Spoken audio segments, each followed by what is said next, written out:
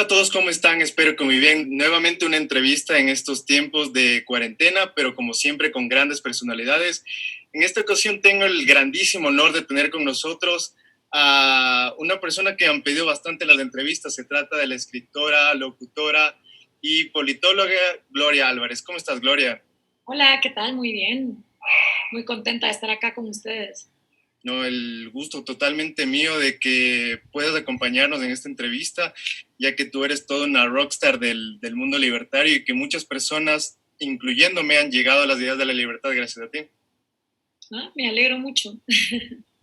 Y para empezar esto, por favor, quisiera que por favor nos hables sobre ti un poco, tu trayectoria. Cuéntanos un poco, ¿quién es Gloria Álvarez? Pues hay muchos, creo que uno de los mejores videos que se puede ver para saber quién soy es Mi Gran Cuna de Oro, donde traté de enseñar un poco de dónde vengo, quién es mi familia, dónde he trabajado, qué es lo que he hecho. En grandes rasgos soy una guatemalteca de padre cubano, mitad mi madre húngara, mitad guatemalteca. Estudié ciencias políticas, relaciones internacionales, hago radio desde que tengo 19 años, me fascina la música. Siempre estuve muy obsesionada por entender el origen de los problemas para encontrar soluciones reales, y creo que por eso fui una gran crítica de soluciones simplistas, que creo que es lo que pasa muchas veces con los jóvenes que se dejan seducir por el socialismo. Empecé en Guatemala en la radio a difundir ideas libertarias porque son las ideas que confronté durante toda mi carrera universitaria en la Universidad Francisco Marroquín, que es una universidad libertaria, pero luego cuando estudié en universidades marxistas en Europa, me di cuenta que en el lado donde estaba la racionalidad, los datos, la lógica, era en el lado de la libertad. Y hasta la fecha no he conocido a nadie que me pueda convencer de que la muerte, la esclavitud y el robo son mejores propuestas que la vida, la libertad y la propiedad privada. Un día me fui representando a Guatemala a un Parlamento Iberoamericano de la Juventud, di un discurso que la verdad no me parece mayor ciencia, era desmantelar el populismo a través de la tecnología, pero aparentemente algo que para mí era muy obvio, pues se volvió algo viral en toda América Latina. Desde entonces he trabajado incansablemente por la difusión de las ideas libertarias. Me encantan los animales, me fascina estar tiempo con mis amigos, amo la filosofía, me gusta también leer de psicología, de sexualidad, de neurociencia, voy a Burning Man y a cualquier festival de música que pueda. Y no sé, eso es un poco de quién soy. Queda completamente resumida y muy interesante tu perspectiva de la vida. Y tú me cuentas que cursaste en la Francisco Marroquín. Obviamente todo el mundo, o sea, creo que el 99% de las personas que te conocen es por el video que se hizo viral en España. Y lo que yo quisiera saber es de dónde vinieron estas ideas. ¿Cuál ha sido tu principal punto conector con las ideas? ¿Dónde las conociste? Y lo más importante, ¿por qué decidiste quedarte en ellas? Es un mix de todo. O sea, obviamente yo en mi sangre corre por las venas la gente que tuvo que dejar Cuba, que tuvo que dejar Hungría por el comunismo. Eh, y a mí sí, o sea, desde que yo era pequeña preguntaba por qué no podemos ir a Cuba, porque me daba mucho pesar no conocer a mi familia. Yo no conocí tíos, yo no conocí primos, una familia muy nuclear y muy chiquita porque la mayoría de la gente o se murió o se quedó atrás o migró para todas partes, como hoy le pasa a los venezolanos. Entonces, cuando tú preguntas por qué no puedes ir al lugar de donde es tus padres y te explican que hay una dictadura, donde hay comunismo, preguntas, ¿y qué es comunismo? ¿Y por qué hay escasez? ¿Y por qué hay tarjetas de racionamiento? Y empiezas a preguntarte el por qué. Eso por un lado. Por otro, porque quería ser abogada, pero como en las películas, de eso de defender gente y estar en una corte, y eso en Latinoamérica no es así. Ser abogado es estar transcribiendo papeles enfrente de una computadora porque no tenemos common law, tenemos el positivismo francés de porquería, donde la ley es la ley, acato pero no cumplo.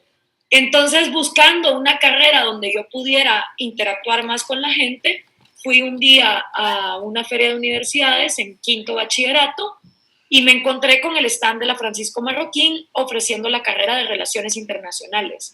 Y cuando leí el currículum de Historia, Filosofía, Historia Política de Occidente, pensamiento, dije, esta es la mía. ¿Qué voy a hacer con esta carrera? No sé, pero esto es lo que quiero estudiar. Y a la vez empecé a trabajar en radio en segundo año de la universidad por la banda de música de unos amigos que tenían una radio y empecé a hacer radio, aprendí a hacer locución, cosa que también hacía mi abuelo paterno, él era radioaficionado, entonces nunca lo estudié como carrera, pero lo ejerzo desde los 19 años y eso me fue moldeando el cerebro en la manera de poder comunicar ideas complicadas con palabras simples. Entonces, al ver que yo venía de un país donde el sindicato marxista de educación tenía tomada la educación y a la gente la adoctrinaban, al observar que la radio era un gran vehículo comunicador y al observar que Guatemala es un país donde la gente no tiene agua potable, no tiene salud, pero sí tiene un teléfono celular, pues me di cuenta que la tecnología es el mejor profesor que tener. Claro, cuando yo en el 2010 hablaba de estas ideas, todo el mundo me tachaba de loca, estúpida, nadie tiene un teléfono, ella cree que todo el mundo es oligarca como ella, y hoy por hoy que con el coronavirus todo el mundo está estudiando online, pues al final te das cuenta que había un poco de razón. Todo ese cúmulo de cosas y el hecho de que yo estudié la maestría en desarrollo internacional, porque yo lo que buscaba era cómo desarrollar a la gente. Y al principio pensé que trabajando en el Banco Mundial o en la ONU o en el FMI, yo iba a lograr cambiarle la perspectiva a esa gente. Me di cuenta que no, que es mejor el desarrollo individual. Vemos cómo el orden espontáneo hace lo suyo y precisamente gracias a ese apego que tenías a la tecnología, fue la misma tecnología la que te puso en contacto con miles y miles de personas en este momento. Gracias a ello, precisamente estamos haciendo esta entrevista. Ahora bien, quiero pasar al bloque de desarrollo, obviamente con el tema estrella que nos mantiene entre cuatro paredes desde ya casi un mes. Sin duda alguna, el mundo post-COVID-19 no va a ser el mismo. Se empieza ya a especular, por una parte, que este puede ser el Chernobyl del Partido Comunista Chino, por otra, que se puede configurar un nuevo orden mundial. Pensadores de izquierda como Zizek hablan que esto es un golpe mortal para el sistema capitalista. No me gusta mucho eso de hacer futurología, pero según las acciones que están tomando los gobiernos en este momento, ¿qué podemos esperar? ¿Cómo lo ves tú? Yo creo que o salimos más estatistas de esta crisis y más autoritarios, que es a lo que quieren empujar todos los socialistas y colectivistas, como yo he estado usando mucho la fábula de la cigarra y la hormiga. O ganan las hormigas y se independizan de las cigarras o las cigarras ganan la batalla. Y creo que la batalla se está librando ahorita en nuestras casas. Es precisamente acciones como la que tú y yo estamos realizando ahorita, el empezar a generar contenidos de por qué la libertad es útil, lo que va a hacer que la balanza se haga o más libertaria o más estatista. En cuanto a los ignorantes y crueles, porque yo creo que hay que ser o ignorante o cruel, que dicen que este es el fracaso del sistema capitalista, vamos a ver, o sea, ¿cuál capitalismo? El capitalismo es laissez-faire, es un libre mercado absoluto y total. Y hoy nos hemos dado cuenta que no existe ese capitalismo en ningún lado. Me gustaría leer una de las mejores frases que he visto en estos días respecto de eso, y es un tema como de el Estado ha tenido el poder de mandar a todo el mundo y aprisionarlo en su casa, ha tenido el poder de expropiar empresas, ha tenido el poder de controlar precios, ha tenido el poder de rescatar industrias que deberían irse a la quiebra y ha tenido el poder de condenar a la pobreza a una parte de la población que vive de la informalidad. Y a eso le llaman capitalismo. O sea, no me queda claro. Entonces, si algo ojalá fracase después de esta crisis, porque yo creo que toda crisis es una oportunidad para que la humanidad, sabes, evolucione, y eso es verdad. Nadie sale igual después de una crisis, así como ningún ser humano vuelve a ser el mismo después de un cáncer, si es que lo sobrevive, pues lo mismo va a pasar con la humanidad. Pero ojalá nos demos cuenta de que el mercantilismo estatal en el que vivimos, economías que son presas de estados corruptos y sobre todo darnos empezó por un partido comunista que mantiene el autoritarismo en cuanto a la información, donde empezaron diciéndonos que el coronavirus ni siquiera se pegaba de persona a persona, donde nos están mintiendo en la cara de cuánta gente ha muerto. No es la primera vez que pasa. Como tú bien dijiste, Chernobyl hace 30 años nos demostró que los comunistas, cuando se trata de salvar vidas, les vale madres, con tal de mantener su estatus de que son perfectos. Entonces, espero yo que los libertarios estemos dando la batalla de las ideas, sobre todo ahora más que nunca. Y recordemos que la gente que vino antes que nosotros, como Hayek, como Mises, que escribieron cosas como La acción humana o Camino a la servidumbre, se enfrentaron al nazismo, al fascismo y al comunismo, porque cuando hay crisis, siempre hay una parte de la humanidad que trata de estatizar y tienen que haber individuos que traten de liberalizar.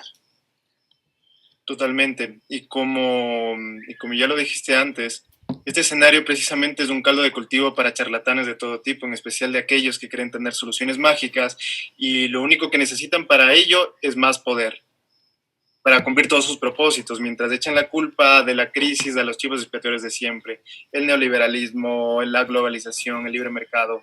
¿Cuál es el papel que debe tener el Estado en esta crisis? Porque sin duda debe haber un papel que debe cumplir, porque no somos anarquistas.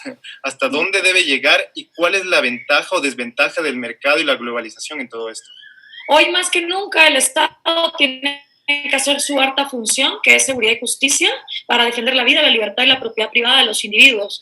Yo por eso, dentro de mi plan de gobierno, una de las cosas que propuse es tener solo 4 ministerios, uno de ellos el de defensa, porque vengo de un país donde hay 33 volcanes, 4 activos, constantes terremotos, tormentas tropicales, inundaciones. ¿Qué quieres? Todos los desastres naturales ocurren en Guatemala.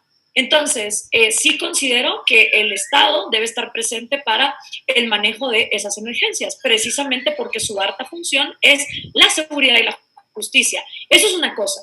Andar jugando a la economía con el keynesianismo, ese es otro departamento.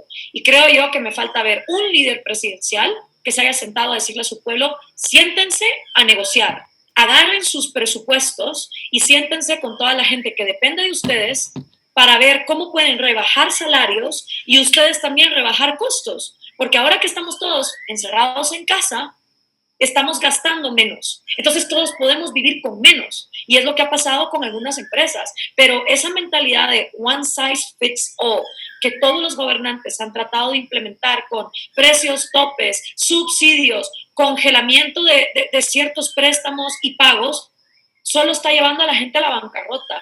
Creo que el orden espontáneo de que los individuos se sienten a ver y decir, a ver, ¿cuáles son mis gastos fijos? Electricidad, agua potable, colegios, ok, pero los niños no están yendo al colegio. Puedo llamar al colegio y decir, si la colegiatura es de 50 a 100 dólares al mes, ¿por qué no me dejas ahora solo pagarte 40? Si todo el mundo se reajustase para vivir en crisis individualmente, tendríamos mejores resultados que tener un gobernante que se las cree de muy planificador, mandando a todo el mundo a la quiebra, que es lo que está pasando, por ejemplo, en Argentina, en El Salvador, y muy probablemente va a pasar también en Guatemala con las medidas absurdas económicas que se están tomando.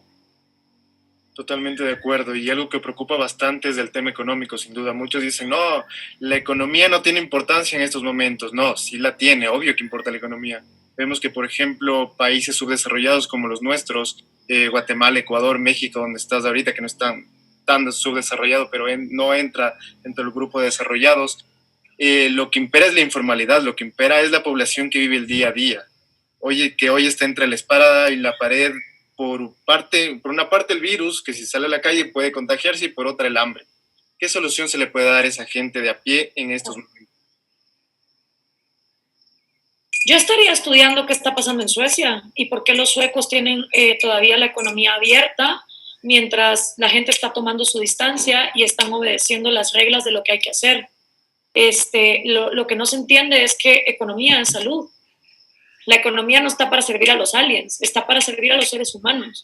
Y si no hay economía, no hay posibilidades de estar sano, de estar bien nutrido, de tener un buen sistema inmunológico. Entonces, hay que ver cómo podemos, sí, resguardarnos, estar lo mínimo en casa, pasar todo lo que se pueda online, pero mantener las industrias funcionando. Ahora, eso sí, yo creo y espero que después de esta crisis haya rubros económicos que se vayan a la absoluta quiebra, empezando, por ejemplo, por los pastores evangélicos, que se la van a ir poniendo la mano y cobrando un montón de plata, a ver si la gente aprende a que en vez de darle plata a pastores evangélicos que hoy por hoy no han salvado a una persona del coronavirus, no mejor usan esa plata para pagarle mejor a los científicos, a las enfermeras, a los doctores. Ojalá también esta generación aprenda que tener 800,000 influencers que lo único que saben hacer es exhibir el six-pack en Instagram es menos productivo para la humanidad que tener ingenieros, arquitectos, agricultores. O sea,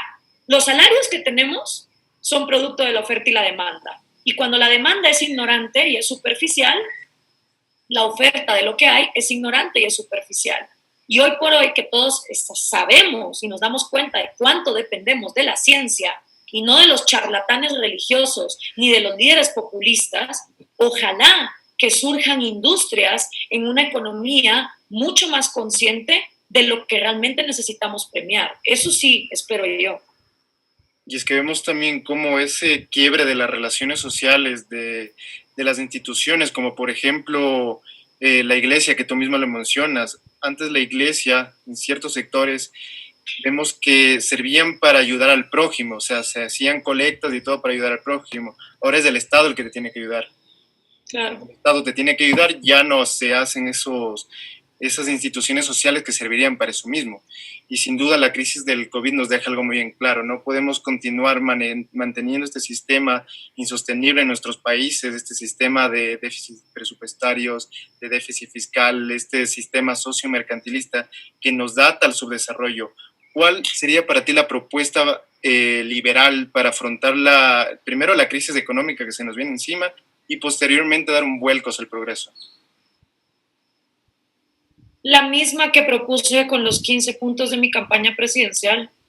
O sea, no hay nada que en ceteris paribus no sea igual de válido en una crisis. Es más, en las crisis se hace más evidente la necesidad de la libertad y de garantizar los derechos individuales.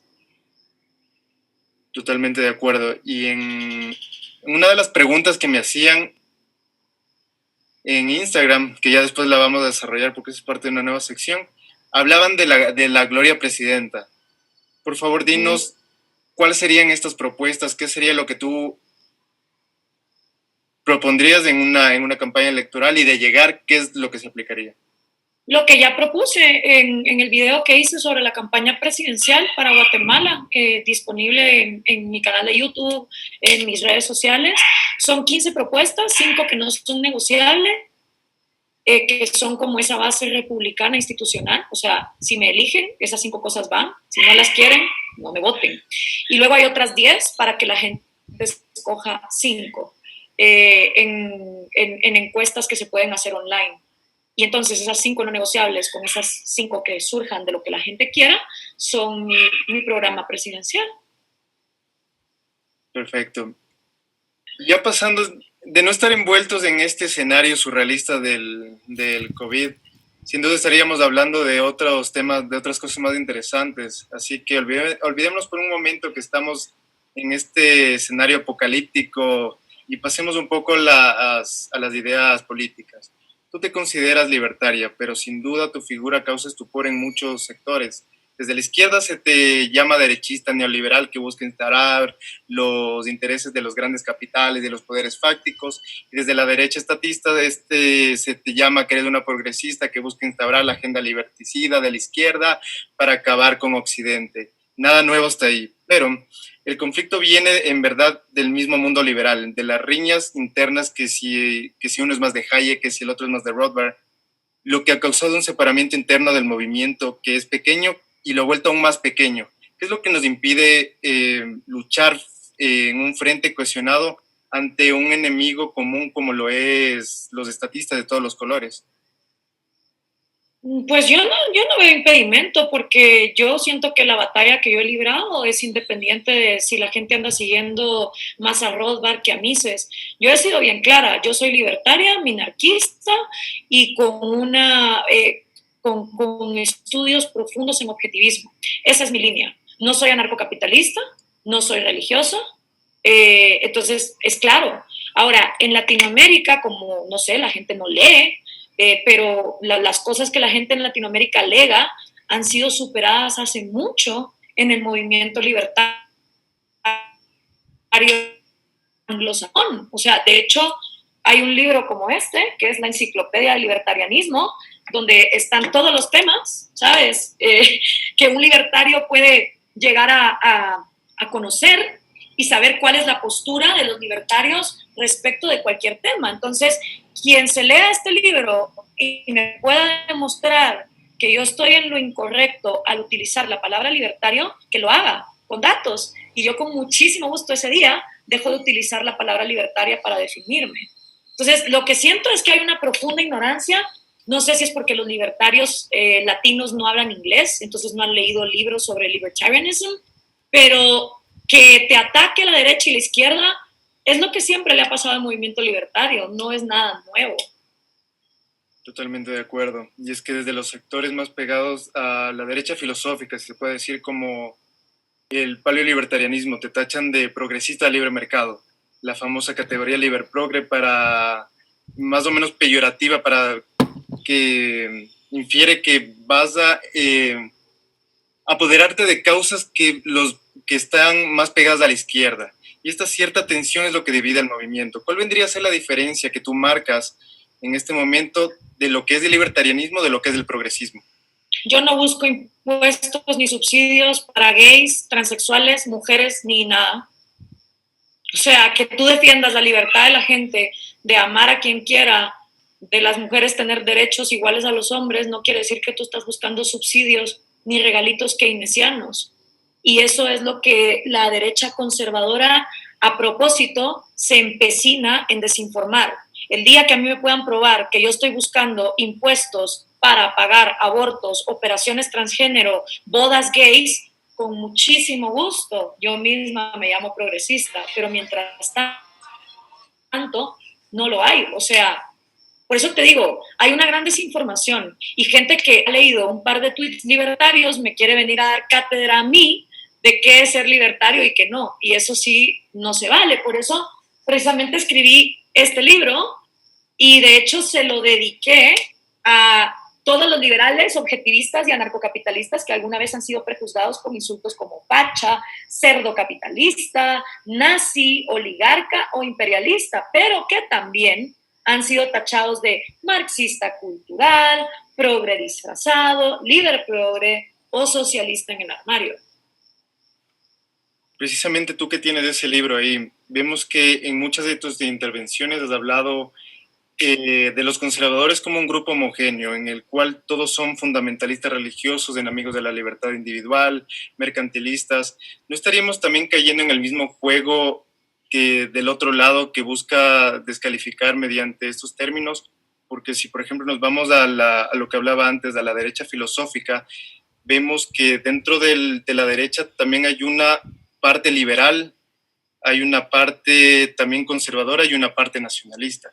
Vemos que el liberalismo como tal también viene del punto de la derecha. No sé si lo tienes de eso en tu libro. Claro que sí, tengo todo, y no es generalizar, yo soy muy específica. Hablo específicamente de los lobos conservadores disfrazados de libertarios, no generalizando, siendo muy, muy, muy específica en lo que me refiero. Y sí, yo creo que la gente tiene derecho a creer en lo que le dé la gana, pero si se quieren llamar libertarios, aprendan lo que es el libertarianismo, es lo único. O sea, yo no soy quien para estar dándole esta cita de eres libertario o no. Lo único que digo es, no me parece muy libertario una persona que se opone a una serie de libertades individuales solo porque en algunos mercados le gusta la libertad económica, pero no les gusta la libertad económica de mercados que los incomoda. No le quieren hablar de la libertad de mercado en la prostitución, en las drogas, en la eutanasia, en la venta voluntaria de órganos. Entonces, ¿libre mercado de qué? De solo lo que a ti te gusta comprar. Eso no es libertad. Entonces, ese es mi punto, ¿sabes? Cada cosa en su lugar. El que quiera llamarse conservador, porque lo que sí nos pasa es que como el conservadurismo ya no es cool, en una generación de centennials que no son machistas, que no son religiosos, que no son clasistas, que son muy preocupados por el medio ambiente y la ecología, los conservadores de derecha, que no quieren decir somos conservadores, somos religiosos y estamos orgullosos, se quieren disfrazar de libertarios.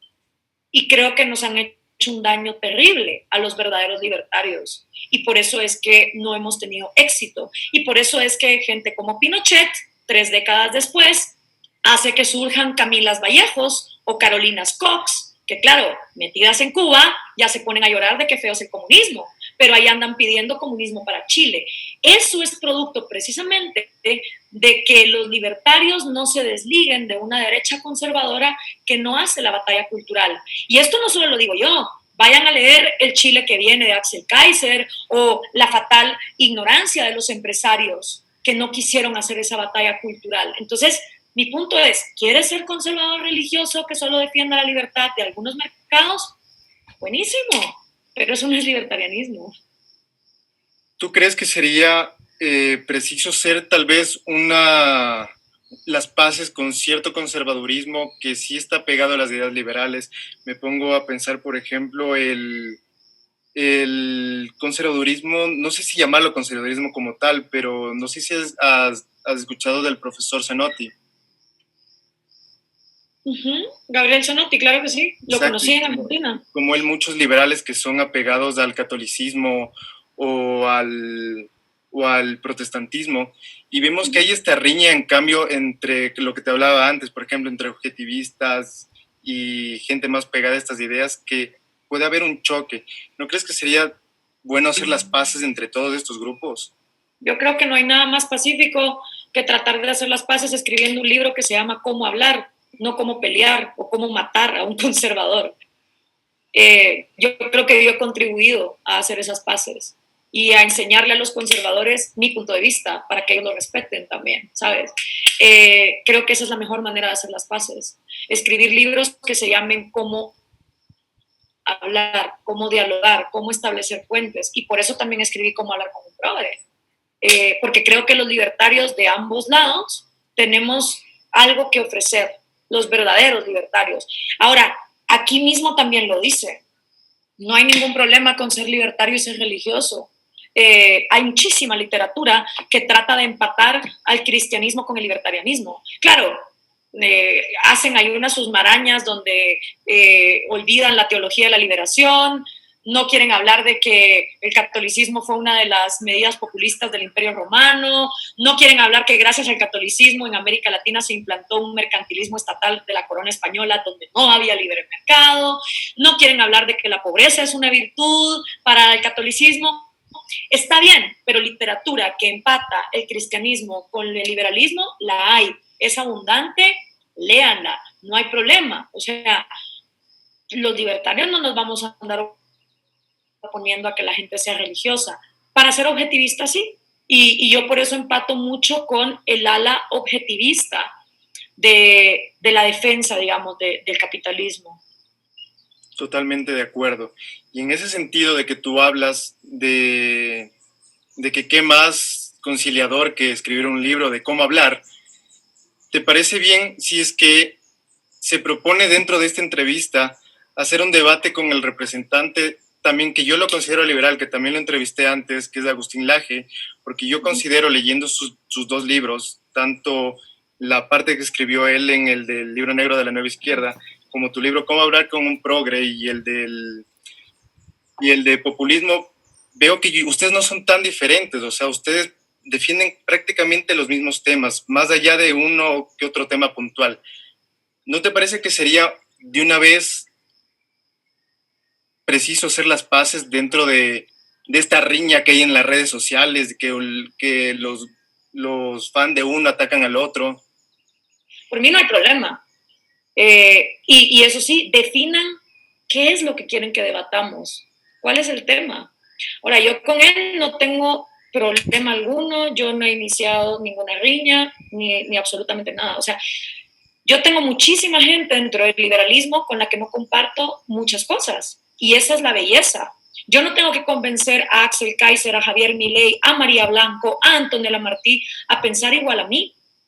Me parece absurdo que siendo nosotros los de la filosofía del individuo, luego queramos que toda la gente sea igualita y piense igualito, regalando las estrellitas de tú si eres libertario, tú no. Eso me parece lo más colectivista y aburrido del mundo. Qué bueno que hay diversidad de ideas.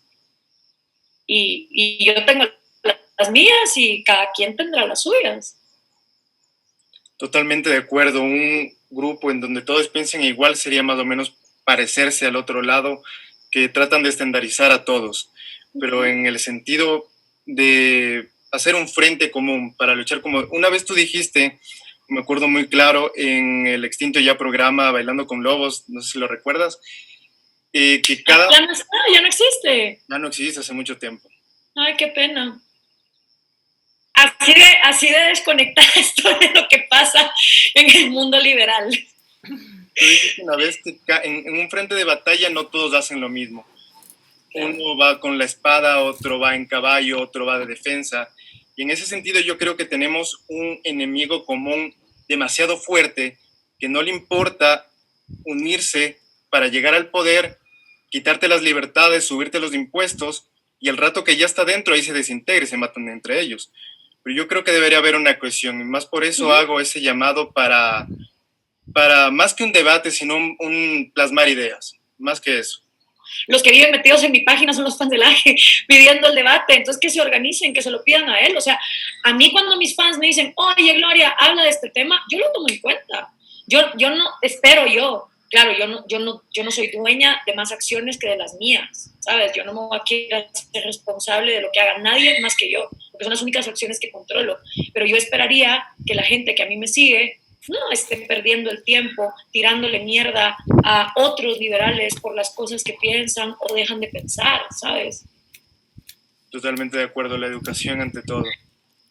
Y para pasar a un bloque en el cual este es nuevo, es un nuevo bloque que lo puse especialmente por tu entrevista, pedí a personas que por favor nos escriban preguntas para hacértelas llegar. La primera es la situación política de México. ¿Qué es lo que está viviendo ahorita México con este gobierno de López Obrador? ¿Ha sido tan devastador como se supone que es por su simple cercanía al gobierno de Maduro o no ha sido tanto el golpe? Ha habido fuertes golpes económicos, empezando por el tema del aeropuerto, construcción que se ha parado en un 50%, las inversiones se largaron. Tal vez no ha sido tan desastroso ahorita con el coronavirus porque no ha puesto controles de precios, no ha tratado de frenar la economía. De hecho, aquí se está manejando un mensaje bastante libertario, te diría yo, dentro de lo que cabe en el resto, pero sí definitivamente ha habido un golpe a la economía por estas medidas donde López Obrador está muy enfocado en los grandes proyectos que él quiere hacer, que claro, ahorita con esta pandemia está todo frenado. Pero yo creo que el gran problema de México es la narcopolítica y es el tema del que nadie quiere tocar y la verdad para mí hasta que las drogas no se legalicen no vamos a poder hablar de un México transparente y es que esto no es nuevo, o sea, ahora libros como Los Señores del Narco, documentales como el de Ayotzinapa o aunque sea series de televisión como Narcos, están demostrando que digamos la sinergia que hay entre política y narcotráfico es absoluta y fundamental desde los años 60. Entonces, creo yo que hasta que esos temas no se toquen, no podemos hablar de una economía mexicana próspera, transparente y sobre todo con las reglas iguales para todo el mundo, ¿verdad? La siguiente de las preguntas venía en el tema Venezuela. Habían muchas, pero se puede resumir en algo muy claro. ¿Cómo reconstruir Venezuela? Pues haciendo una perestroika y un glasnost a la venezolana, creo que ese sería uno de los principales, digamos, propuestas que se podría hacer. También muchas de las cosas que yo propuse para Guatemala se pueden también poner en práctica en Venezuela. Creo también que lo que Venezuela necesita es un rescate del resto de los países, sobre todo con la población que lleva muchísimos años en una miseria y escasez. De hecho, yo voy a hacer un live con gente venezolana la otra semana y una de las cosas que les voy a preguntar es, bueno, me imagino que para ustedes la pandemia tampoco los agarró tan jodidos porque llevan 20 años en esto, ¿no? O sea, no es lo mismo que te encierren en tu casa, que haya escasez cuando vives en el primer mundo que cuando vives en Venezuela, que ya estás acostumbrado a eso. Pero la verdad, lo que siempre le digo a los venezolanos, o sea, mientras tengan una oposición que es socialista, que no está interesada en abrirse al mercado, olvídense de Venezuela. Venezuela es lo más probable, por lo que la historia nos ha enseñado, que es lo que pasa con los países comunistas, se va a estancar, a pesar de que ya se murió el perro, ¿no? Muerto el perro, se acaba la rabia, pero no es verdad. Mira cuántos años le costó a la Unión Soviética quitarse de encima, y eso que no lo lograron muy bien, la rabia después de que se murió Stalin, o cuando se murió Mao. Hasta ahorita se están viendo las consecuencias de que China, por más que tiene mucha economía, no tiene una libertad individual que siquiera le permita a las personas salvar su vida. Entonces, yo, honestamente, el mensaje que siempre le tiro a los venezolanos es enfócate en ti. Yo vengo de gente que si se hubiera quedado a pelear en Cuba y en Hungría, yo no existiría. Entonces, ¿con qué cara le voy a decir yo a la gente? Sí, hombre, quédate peleando por un terreno donde no tienes nada para comer. Yo no tengo ese corazón. Mucha gente en Hollywood, en la comodidad de sus mansiones, le dice a los venezolanos, sí, continúa con la lucha, sí, cabrón, pero no eres tú el que no tiene electricidad y no tiene agua potable y no tiene que comer y se te está muriendo tu mamá sin medicinas que darle. Entonces yo, la verdad, le recomendaría a los venezolanos enfocarse en sí mismos y en salir adelante. Y al resto de países latinoamericanos, sarta de hipócritas y mediocres, cortarle las relaciones diplomáticas a la dictadura de Maduro, como nunca se las han cortado tampoco a la dictadura castrista, porque una dictadura no va a caer mientras haya gobiernos corruptos haciendo negocios con esa dictadura y teniendo relaciones diplomáticas con esa dictadura que la avalen como algo bueno y positivo. Mira las Naciones Unidas, teniendo a Venezuela en el, ¿cómo se llama? El Consejo de Seguridad y de Derechos Humanos, por favor. O sea, ese es el mundo en el que vivimos, ¿no? ¿Tú crees que para ese tema la salida es con intervención militar o mediante poder blando? Poder blando?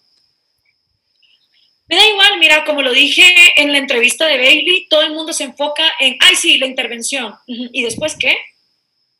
Porque intervención para poner un socialismo vegetariano, entonces no va a servir de nada.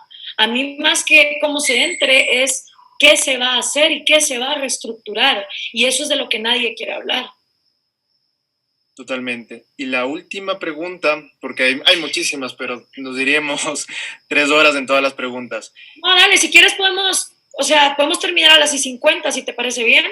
Sí, tranquila. ¿Cómo lidiar con el adoctrinamiento marxista dentro de las universidades? Eso me pregunta una persona en Facebook. Presidencialmente hay que abolir los sindicatos marxistas de educación que hay en América Latina. Pero como el Estado no está interesado en transparentarse a sí mismo, creo que va a ser más fácil darnos cuenta, especialmente ahora que la educación está en nuestras manos y que un celular y una computadora es mejor profesor que un Estado marxista y adoctrinador. Ojalá después de esto la gente se dé cuenta que es estúpido seguirle pidiendo a un gobierno que te quiere ignorante que por favor te eduque. Y desde la sociedad civil, ¿qué se puede hacer? ¿Qué se puede luchar contra este gigante instaurado en todas las instituciones? Porque también vemos que en las universidades es un pensamiento de masas, simplemente desde los profesores, desde las instituciones, desde todas partes. ¿Qué se puede hacer desde la población civil? No ir a universidades estatales, enfocarse en hacer universidades online baratas, privadas, que le cuesten a los muchachitos 40, $50 al mes por inscribirse a cursos y ir dejando que las universidades estatales mueran por ineficientes. Lo más eficiente para cortar algo que no sirve es la competencia. Y ojalá esta crisis sirva para demostrarle a la gente que la educación siempre ha estado ahí. Es cuestión de quién va y la quiere agarrar. Necesitamos universidades privadas baratas, accesibles a todo el mundo. Pero sobre todo quitarse esa mentalidad mediocre de que el gobernante está obligado a educarme. Yo no sé cuántas veces más tienen que los gobiernos latinoamericanos mentirnos, robarnos, maltratarnos y hasta matarnos, como pasa en Nicaragua, en Venezuela y en Cuba, para que los latinoamericanos entendamos que los gobernantes no están interesados en nuestro mejor bienestar. O sea, ¿sabes cómo es? Es como una relación patológica entre una chica que está con un novio abusador, que la pega, que la viola, que la maltrata, que no la deja juntarse con sus amigos, que le dice que no puede ir a la casa de sus familiares. Y ahí está la pendeja diciendo, ay, es que lo hace porque me ama. Así de patéticos se escuchan los latinoamericanos pidiendo, ay, es que el gobierno me roba porque me quiere, me miente por mi seguridad, pero que me siga educando, que me siga dando salud. O sea, así de patológico y patético es. Un total síndrome de Estocolmo se ve que vivimos en todos nuestros países. Y ya para ir finalizando, para ir al último bloque, que es de recomendaciones, por favor quisiera que nos ayudes con, ya sea libros, películas, podcasts, lo que tú creas conveniente que ha influido en tu descubrimiento académico, intelectual y crees que les pueda servir a las personas que nos están escuchando en este momento. Ay, muchísimo. De hecho, voy a hacer un video en mi canal oficial de YouTube recomendando lecturas con mi propia biblioteca. Para esta cuarentena, así que estén pendientes de eso. Pero en general, tengo una sección de series de televisión y películas en cómo hablar con un progre, otra sección de series y películas en cómo hablar con un conservador, que se pueden ver. Les recomiendo también la serie de Chernobyl, para que se den cuenta que lo que están viviendo no es nada nuevo. Vayan y léanse La rebelión de Atlas, léanse también el nuevo libro de Antonella Martí, Capitalismo, un antídoto contra la pobreza, que tiene un prólogo de María Corina Machado, donde también tuve la oportunidad de participar. Léanse la biografía de Carlos Alberto Montaner, está espectacular, se llama Sin ir más lejos. También pueden leerse La tiranía de la igualdad de Axel Kaiser, La fatal ignorancia de Kaiser. Lean todo lo que está produciendo Juan Ramón Rayo. Busquen el canal China Uncensored, que les va a dar información muy buena de lo que está realmente pasando en China. Busquen también literatura libertaria en inglés. Háganse el favor y bájense la enciclopedia del libertarianismo y lean en los temas en que ustedes creen que todo lo tienen resuelto: aborto, medio ambiente, sexualidad. Creo que les va a servir un montón. Y sobre todo, utilicen este tiempo para invertir en el mayor tesoro que tienen, que es su cerebro, porque vamos a necesitar una humanidad pendiente de lo que funciona en la realidad y no gente que con sus dogmatismos quiere imponer a la realidad cosas que no funcionan. Eso creo que va a ser fundamental. Buenísimas las recomendaciones y dejaremos también en la sección de descripción tanto tu canal como todas las obras que has puesto. Y para ir finalizando, quisiera que por favor nos ayudes. Ya has mencionado algunas figuras, pero no sé si quieres mencionar a alguien que tal vez no esté tan visible ante la opinión pública, pero tú crees que tenga un mensaje importante que dar para ampliar esta red liberal.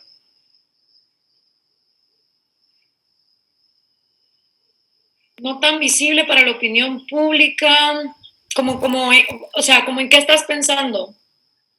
Más o menos como que figuras interesantes que estén escondidas, digamos, en YouTube, gente que escribe artículos, gente que escribe libros, pero que no tienen todavía, si se puede decir, la fama o la visibilidad pública para que se puedan expresar esas ideas. Me imagino a la Gloria del 2010 antes de que salga en ese mítico discurso. Pues mira, yo creo que cada país tiene súper buenos representantes del liberalismo. Daniel Reisbeck en Colombia, por ejemplo, y no es que no sean conocidos, siempre han estado ahí, tienen sus cuentas de YouTube, de Facebook, de Twitter, pero hay que rascar. Juan Ramón Rayo en España, María Blanco en España, grandes referentes del liberalismo. Pero no solo eso, también empezar a ver puntos en común con otras cosas. A mí me sirve muchísimo leer sobre neurociencia, Steven Pinker, Yuval Harari, porque aunque no estoy de acuerdo con ellos en absolutamente todo, me dan grandes herramientas para entender por qué la libertad funciona desde un punto de vista evolutivo y biológico. También leer muchos, por ejemplo, este chico, Mark Manson, que escribió The Subtle Art of Not Giving a Fuck, creo que la manera en que él presenta la felicidad como un sentimiento que es consecuencia de la recompensa de vencer obstáculos. Va muy de la línea con lo que nosotros en el liberalismo tratamos de enseñar acerca de la resiliencia. Gente como Neil Strauss, por ejemplo, que escribió The Game y 10 años después escribe The Truth acerca de relaciones sentimentales. Es decir, busquen en otras aristas gente que puede tener resonancia con lo que nosotros defendemos, con la libertad. Perfecto. Eso sería todo por mi parte. No sé si tú tienes algo que añadir. No, nada más, Sebas, agradecerte por el espacio y muchísimas gracias. Creo que es impresionante cómo a pesar de que uno lleva 10 años dando esta batalla, a veces hay que repetir las mismas cosas porque la gente se crea más una imagen de lo que tú supuestamente crees o dices que de lo que realmente dices y crees. Entonces, invitadísima a toda tu audiencia a realmente sentarse a investigar cuáles son mis postulados y de dónde vienen las cosas que yo propongo. Así que te agradezco por el espacio, espero haya sido esclarecedor para la gente que se ha dejado llevar por muchos prejuicios. Totalmente. Y vemos que si es difícil aprender, más difícil es desaprender lo que ya has mal aprendido en todos estos años, ¿verdad? Solo me queda agradecerte por ti, ha sido un honor tenerte en esta entrevista y muchas gracias a todos ustedes que ven las entrevistas todas las semanas. No olviden, si les ha gustado, darle like, comentarlo y sobre todo compartirlo, porque las ideas de la libertad no se van a compartir solas. Eso ha sido todo y nos vemos para la próxima. Bye.